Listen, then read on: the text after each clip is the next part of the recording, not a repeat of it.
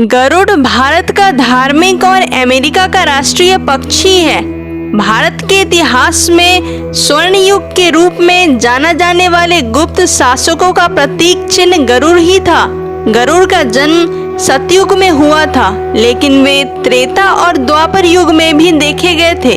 दरअसल ऋषि कश्यप की कई पत्नियां थीं, जिनमें से 2 वनिता और कद्रु थीं।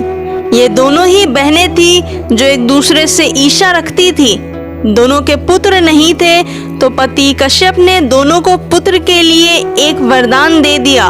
वनिता ने 2 बलशाली पुत्र मांगे, जबकि कद्रु ने 1000 सर्प पुत्र रूप में मांगे, जो कि अंडे के रूप में जन्म लेने वाले थे। सर्प होने के कारण कद्रु के 1000 बेटे अंडे से उत्पन्न हुए और अपनी माँ के कहे अनुसार काम करने लगे। दोनों बहनों में शर्त लग गई थी कि जिसके पुत्र बलशाली होंगे, हारने वाले को उसकी दास्ता स्वीकार करनी होगी। इधर सर्प ने तो जन्म ले लिया था, लेकिन वनिता के अंडों से अभी कोई पुत्र नहीं निकला था। इसी जल्दबाजी में वनिता ने एक अंडे को पकने से पहले ही फोड़ दिया। अंडे से अर्ध विकसित बच्चा निकला, जिसका ऊपर का शरीर तो इंसानों जैसा था, लेकिन नीचे का शरीर अर्धपक्व था। इसका नाम अरुण था। अरुण ने अपनी माँ से कहा कि पिता के कहने के बाद भी आपने धैर्य खो दिया और मेरे शरीर का विस्तार नहीं होने दिया, इसलिए मैं आपको श्राप देता हूँ कि आपको अपना जीवन एक सेवक के तौर पर बिताना होगा। अगर दूसरे अंडे में से निकला उनका पुत्र उन्हें इस श्राप से मुक्त ना करवा सका, तो वह आजीवन दासी बनकर रहेगी। भय से विनीता ने दूसरा अंडा नहीं फोड़ा और पुत्र के श्राप देने के कारण शर्त हार गई और अपनी छोटी बहन की दासी बनकर रहने लगी।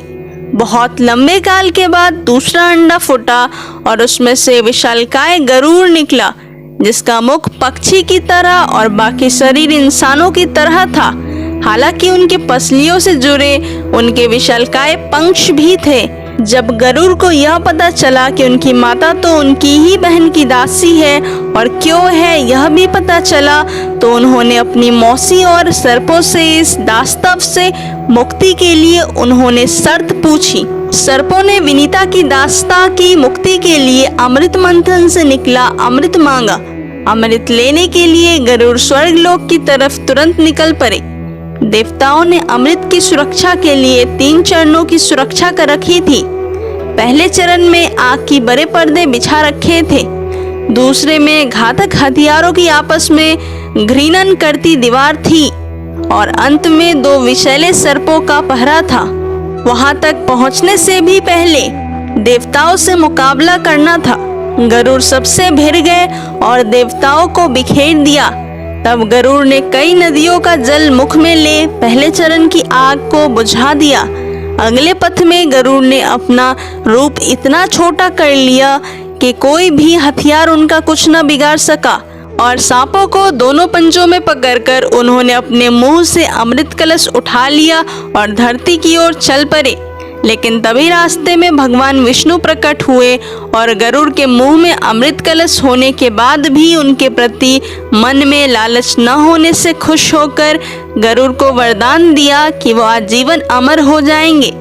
तभी गरुड़ ने भी भगवान को एक वरदान मांगने के लिए बोला, तो भगवान ने उन्हें अपनी सवारी बनने का वरदान मांगा। इंद्र ने भी गरुड़ को वरदान दिया कि वो सांपों को भोजन रूप में खा सकेंगे। इस पर गरुड़ ने भी अमृत सकुशल वापसी का वादा किया। अंत में गरुड़ ने सर्पों को अमृत सौंप दिया और भूमि पर रखकर कहा कि यह रहा अमृत कलश। मैंने यहाँ इसे लाने का अपना वादा पूरा किया और अब यह आपके सुपुत्र हुआ, लेकिन इसे पीने से पहले आप सभी स्नान करें तो अच्छा होगा।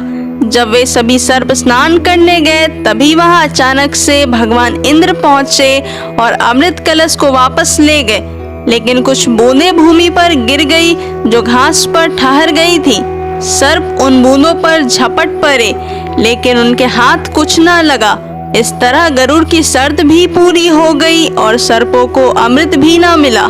तो ये थी भगवान विष्णु के वाहन गरुड़ की अमर कहानी। वीडियो अच्छी लगी हो तो लाइक करें और चैनल को सब्सक्राइब करें।